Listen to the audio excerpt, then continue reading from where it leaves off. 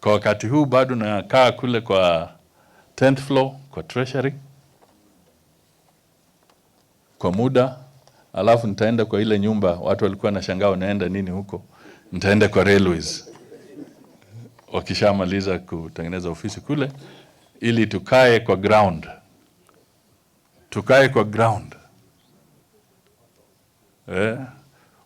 Kila siku nikienda ofisi niwe najua kwamba kuna zile matatu pale. Zinanikumbusha kwamba kuna kazi ya kufanya. Na uchaguzi ulipofanyika na gavana amegusia, kuna utaratibu wake. Ule wa kitaifa, baada ya Wakenya kupiga kura, wakachagua William Samoei Ruto. Kulingana na katiba yetu, kama una shida na yale matokeo, unapewa nafasi kwenda kwa Supreme Court. Wale ambao hawakufaulu walitumia hiyo barabara, wakaenda kwa Supreme Court, na Supreme Court ikaamua kwa kauli moja. Hapana split decision. Kwa kauli moja wakaamua kwamba uchaguzi ambao Wakenya wamekamilisha umepigwa na umetekelezwa kulingana na sheria, na yale matokeo ni matokeo ya halali, na yule ambaye yuko mamlakani kwa miaka 5 ijayo ni William Samoei Ruto. Jukumu langu moja katika executive order ya president kwa hii serikali ni kuhakikisha kwamba mimi na streamline na leta watu pamoja, haswa kuhusu mambo ya legislation. Tuwe na policy nzuri ndio legislation iwe sawa. Na leo nataka niwajulishe kwamba huyu kijana tuko naye hapa anaitwa Nick Biketi. Anatoka Trans Nzoia, ni wakili. Yeye sasa ndio secretary in the office of the Prime Cabinet Secretary, in charge of all matters of legislation, na kunisaidia mambo ya sheria na bills zikienda kwa bunge. Kwa hivyo maswali ambayo mmeuliza hapa mengi yako kwake. Ukitoka kwa yule principal secretary unaingia kwa secretary. He's a very senior gentleman, as young as he looks and as young as he is. Kwa hivyo, if you want me to be strong in this government, and you want your other brothers and sisters who are in this government to be strong, and you want Wetangula to be strong, then you must help us. You cannot continue strengthening your neighbor at the expense of your own.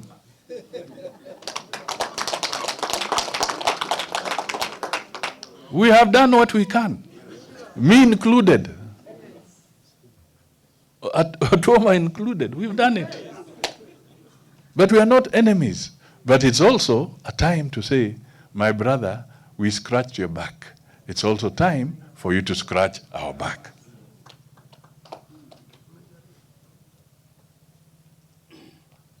This is where we go.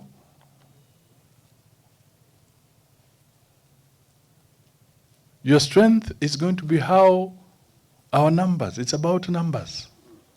It's about numbers. Na mimi nikimwibia siri, my friend, wale jamaa waling'atuka na mali ya Kenya.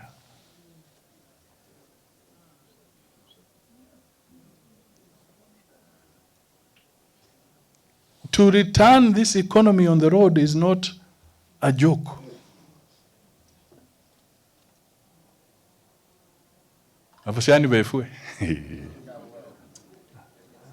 I don't know what to tell you. But mimi nishawahi kuwa waziri wa fedha wakati mwingine. And I can tell you we are not sitting well.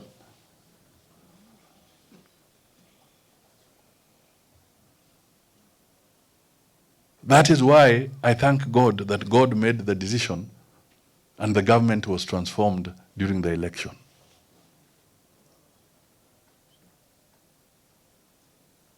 So that we can quickly start taking things back to where they ought to be.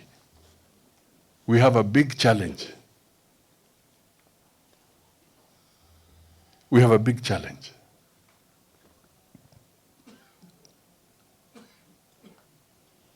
Na lazima tufikirie. Utoma amesema they have to make painful decisions. Even us at the national level, we will also have to make some painful decisions so that the economy can start getting back on the road and we start building the roads we want to build. And we have a challenge to balance between taxation and using other methods to raise the money. Sasa tujiulize, tunataka tuende wapi? Hii siasa yetu ambayo tumetembea, tumegawanyika, tunataka tuende nayo wapi? Uchaguzi umekwisha. Sasa ni lazima tutafute ajira kwa watoto wetu. Biashara zianze kufufuliwa. Ukulima unawiri. Watu waweke pesa mfukoni. Tuangalie mambo ya afya. Tuangalie mambo ya usalama.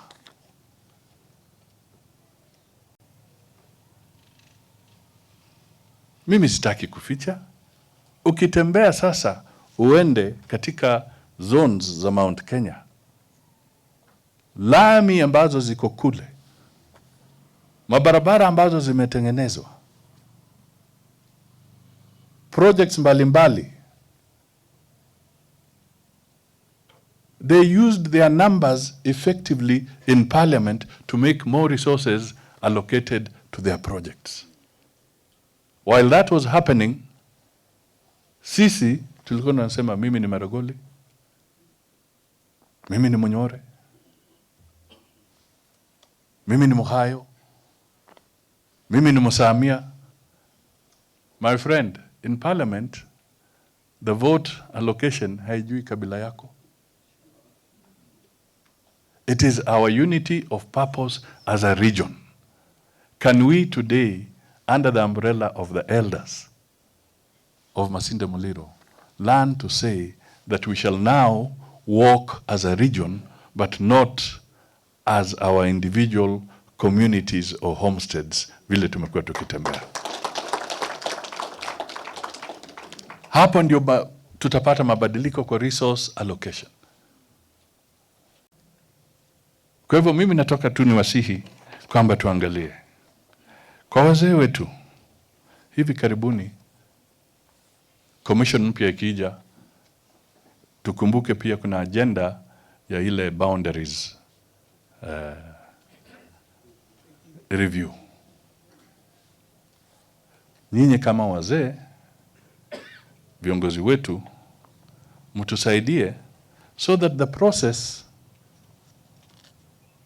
is peaceful, is consultative, inatupatia haki yetu bila kutugawanya. Tunaelewana kabisa?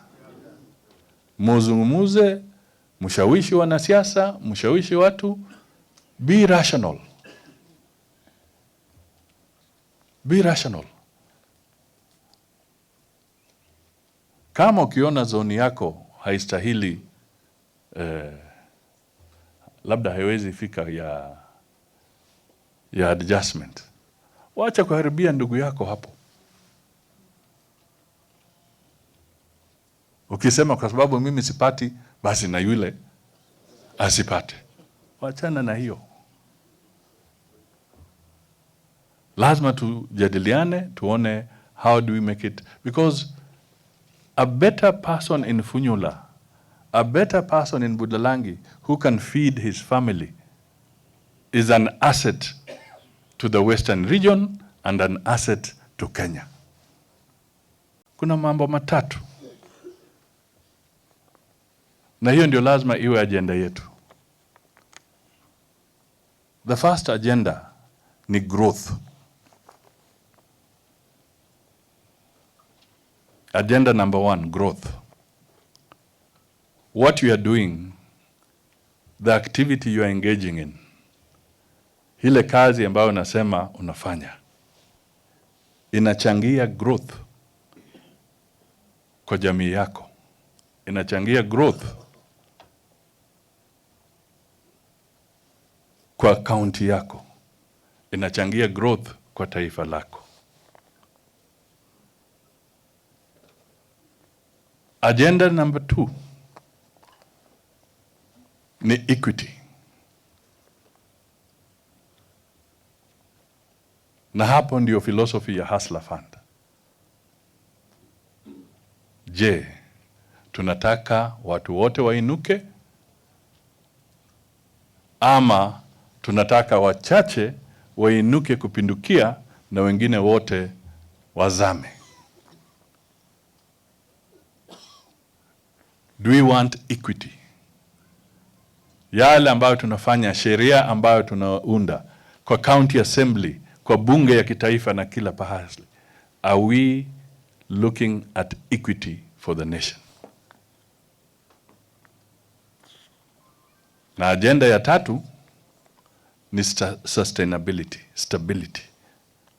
Je, hiyo growth na hiyo equity inaweza kutuweka idumishe sisi wote tuwe stable, na is it sustainable kwa taifa letu? Kwa hivyo tukiunda sheria, tuweke haya mambo matatu kwa fikira zetu.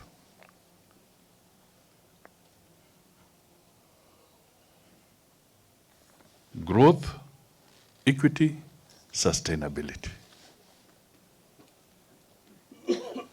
Growth, equity, sustainability.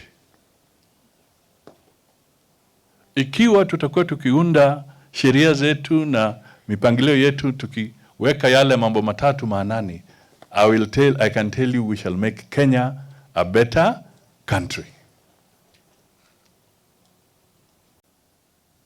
Because politics is also about how you will then manage resource allocation katika taifa letu. Na mimi nataka niwaambie, we have lost a lot of time.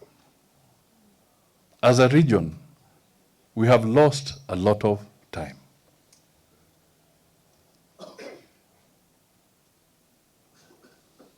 Nikikubeba leo and we fly with you and you fly over Western, kwa sababu tulikuwa tunafanya campaign and you could overfly certain regions. I'm telling you, the poverty in Western region is visible from the air. Unaanza kuona mabati zimechakaa. And I can tell you, ukipata hiyo nafasi, overlook Western and then fly into Nyanza, fly into Rift Valley and look at the roofs and you will see the difference. Umaskini umeongezeka katika eneo yetu ya magharibi, na hata hiyo ukienda kwa Statistics Bureau ya kitaifa, they will show you that the poverty index inaonyesha kwamba umaskini umeongezeka katika miongoni mwetu.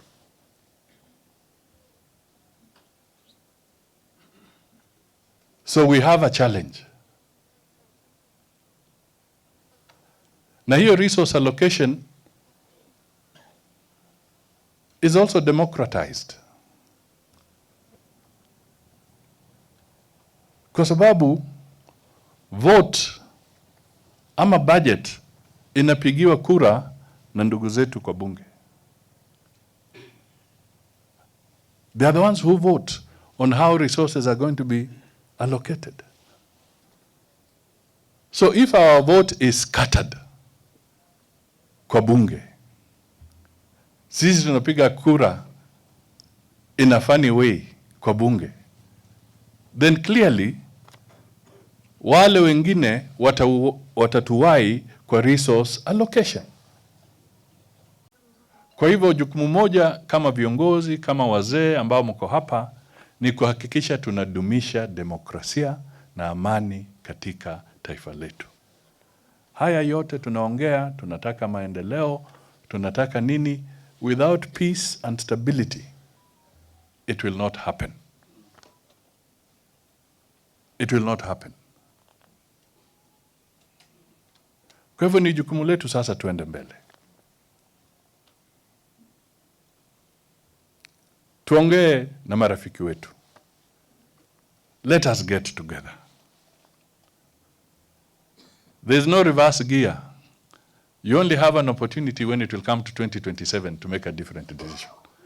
But right now, you cannot engage a reverse gear. Siwezi nikasema sitambui serikali ya Moi. Hatimaye niseme siwezi tambua serikali ya Kibaki. Hatimaye niseme siwezi tambua serikali ya Uhuru. Na kila mara unasema sitambui hizo serikali, baadaye unafanya kazi na hizo serikali.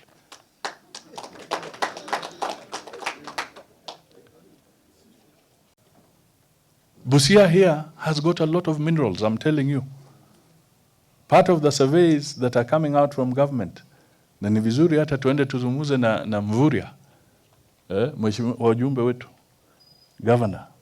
There's a lot of resource here.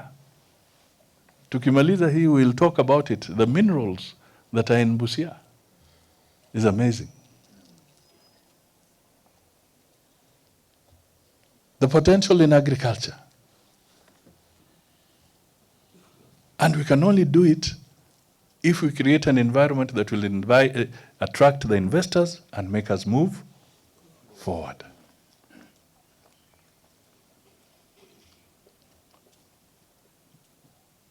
We have to reorganize the way Mzee Masinde has said. We look at what we have, correct it, but at the same time look at new frontiers.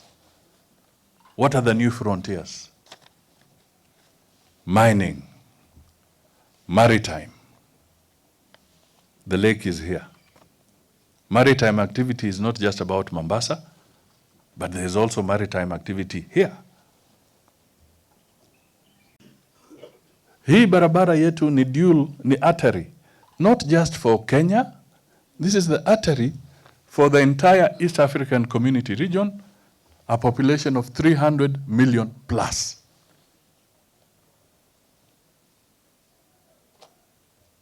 It is the artery. Jukumu letu ni lazima tutafute mbinu, tuje pamoja, tuseme what can we lobby for and push so that this road can have a dual carriageway, tuwe na hakika kwamba we shall move forward. We want to be able to know that a trailer ikipita hapa, it will only take 10 minutes or less, and the trailer has been cleared and the economy is moving.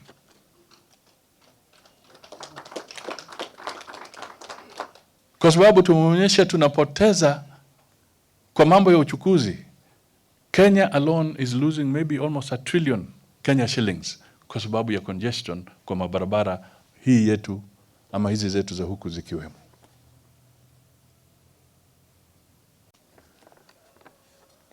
Pia mumeambiwa kuna PSs wetu, governor ametaja kama Susan Mangeni.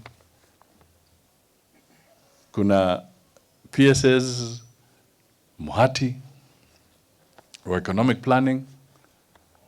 Kuna PS wa foreign affairs Yongoi kutoka Trans Nzoia.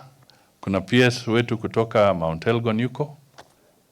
Kuna Mhwana Juma. Kuna Kisiangani.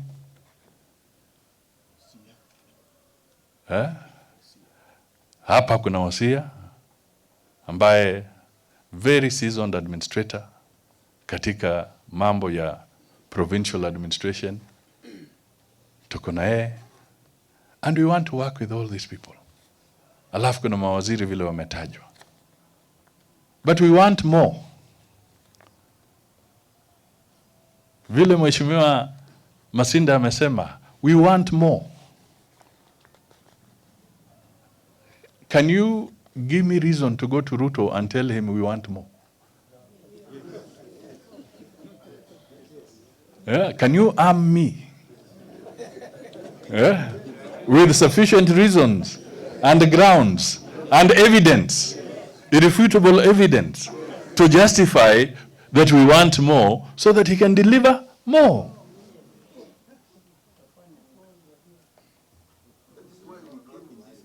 That is why you came. So you want to give me the evidence and to arm me.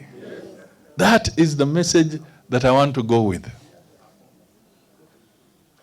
Kwamba watu wetu want to move forward. A government that we are serving in. Na mimi tumezungumza na Ruto tunasema we have no option. We cannot be static. We must reach out and we must work with everybody because we want 2027 to be a walkover. And to get a walkover, we must reach out. Kwa hivyo hatuwezi sema ati sisi ni Kenya kwanza, hatuwezi zungumza na wenzetu wengine. No, we have to talk to them and we have to persuade them that these are the policies we want and we move together. But I want to tell you this. I want to tell you this.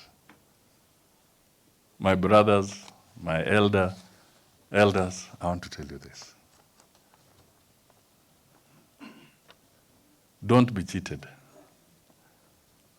Ruto will not be a person to defeat in 2027.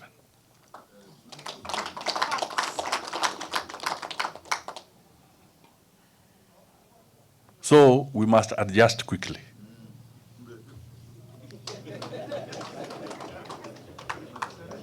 Yeah, I want to be honest with you. Yeah, tufanye adjustment. Tufanye adjustment kwa sababu tunataka our strength, if it is 20% or 30% now, we want by 2027, as he wins, we want our strength to be 50%. Kwa hivyo demokrasia ni lazima tuilinde. Hata hapa tuliponea chupu-chupu. Sitaki kusema mengi, lakini tuliponea chupu-chupu. Na nyinyi watu wa magharibi, ni vizuri mtambue kwamba yule mwenyekiti wa uchaguzi ambaye amestaafu, mzaliwa wa eneo hii, hata anastahili kupata Nobel Peace Prize. Kwa sababu kama hangesimama imara na kutii sheria, labda Kenya ingekuwa kwa hali mbaya.